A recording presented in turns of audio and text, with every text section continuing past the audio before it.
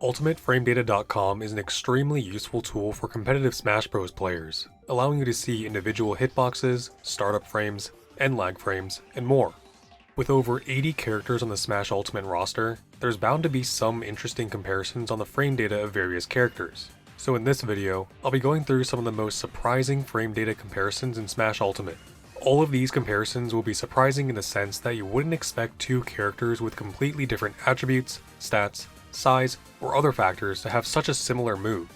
This could be because the move itself has attributes that are much different from what they appear to be when playing the game at regular speed as well.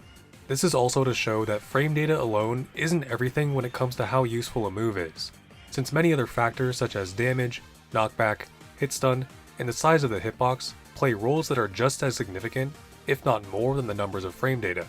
First, we have 4 sets of back airs that in terms of startup and safety on shield, are all almost identical to each other.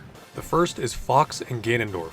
Fox's back air has a frame 9 startup and is -4 on shield, and Ganondorf's back air has a frame 10 startup and is -4 or 5 on shield depending on the hitbox. I find this surprising since Fox is such a speedy character and is also a fast faller, so I always picture him being able to spam safe aerials on your shield throughout a game. Ganondorf is cursed with having really bad movement speed, even though his individual moves are all pretty good except for... The craziest part is that despite having nearly the exact same startup and safety on shield, Ganondorf's back air kills over 50% earlier than Fox's, which is what made this comparison so surprising. Next set of back airs is the Pits, Jigglypuff, and Cloud. Cloud's back air is arguably the best back air in the game, Jigglypuff's is really good too, and Pit's back air is pretty decent but not nearly as good as Cloud's. When you look at their frame data though, they are all very similar, with Pit's and Jigglypuff's both starting up just a frame earlier than Cloud's, with Pit's also just being a frame less safe on shield at its sour spot. The main difference is in the size of the hitbox and the fact that Cloud doesn't have a sour spot. Next back air comparison is Ridley and Little Mac. Little Mac's back air has a frame 11 startup and is -13 on shield, and Ridley's back air has a frame 10 startup and is -12 on shield. I think it's pretty expected that Little Mac's back air is so bad because it's Little Mac. But Ridley having just 1 frame better on both startup and safety on shield compared to Little Mac was very surprising to see, especially considering how much stronger and how much more damage Ridley's back air does, since it kills over 100% earlier. The last set of back airs we'll be looking at is both Ken and Ryu's compared with Roy. Both Ken and Ryu's back airs have a frame 8 startup and are -4 or 5 on shield depending on the hitbox, and Roy's back air also has a frame 8 startup and is -5 or 6 on shield depending on the hitbox. All of the fighting game characters tend to lean more towards their ground moves than their aerials, which is how I imagine the developers intended for them to be played to be more faithful to their home series games. It is also more difficult to input back air in particular, because all the fighting game characters have auto turnaround. Roy is a character with some really good sword moves, his jab and side special being among the most notable, but his back air is certainly very good as well. So it is very surprising to see that Ken and Ryu have pretty much the same move and is even a little safer on shield.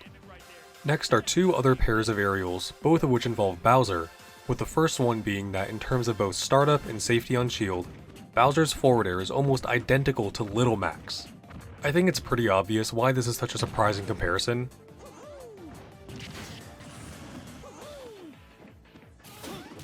This is why frame data alone doesn't really mean much if the move is so weak that it doesn't do anything else, since despite having similar frame data, Bowser's forward air is the best in the game, while Little Mac's is the worst in the game. The last aerials we'll be looking at is Bowser and Mythra's up airs. These moves have the exact same startup and number of active frames, which is from frames 9 to 13. I always associate Mythra with quick and snappy moves due to her high ground speed, air speed, and fall speed, especially since she is the faster character in a duo. Bowser is associated with big meaty moves because, well, it's Bowser, a large fire-breathing King Koopa and the heaviest character in the game. Mythra's up air is much safer than Bowser's at -5 compared to -12, but the fact that their active hitboxes are on the exact same frames is still pretty surprising, since Bowser's kills way earlier. For the last category of moves, let's look at some smash attacks.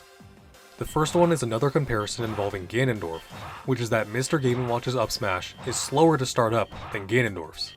Ganondorf's up smash has a 20 frame startup, and Mr. Game & Watch's up smash has a 21 frame startup. Mr. Game & Watch has really weird animations at times, making it hard to tell when his moves come out.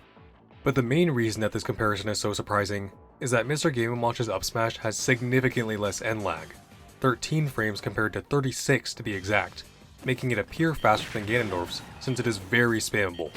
For the same reason, another surprising comparison is that Meta Knight's forward smash comes out the same frame as Sephiroth. Meta Knight's forward smash is one of the best in the game due to how safe it is at -6, which is actually the same as Mr. Game & Watch's up smash. A lot of Sephiroth's moves are really slow to come out, but this is compensated for with his comically long sword. Moves like up air, forward tilt, and up smash are all pretty slow to start up, but have very generous hitboxes. Forward smash is among those with its long range but also long startup frames. The reason why this comparison is so surprising is how different the end lag is. 17 frames for Meta Knight compared to 42 frames for Sephiroth, making Meta Knight's forward smash significantly safer. And those are all the moves I found to have similar frame data despite being very different in other ways. Like the other Smash Bros videos I've made, there's probably some comparisons that I missed, so feel free to comment below and let me know and I might just make a second part to this video. As always, I really appreciate it if you made it all the way to the end of this video. Thanks for watching!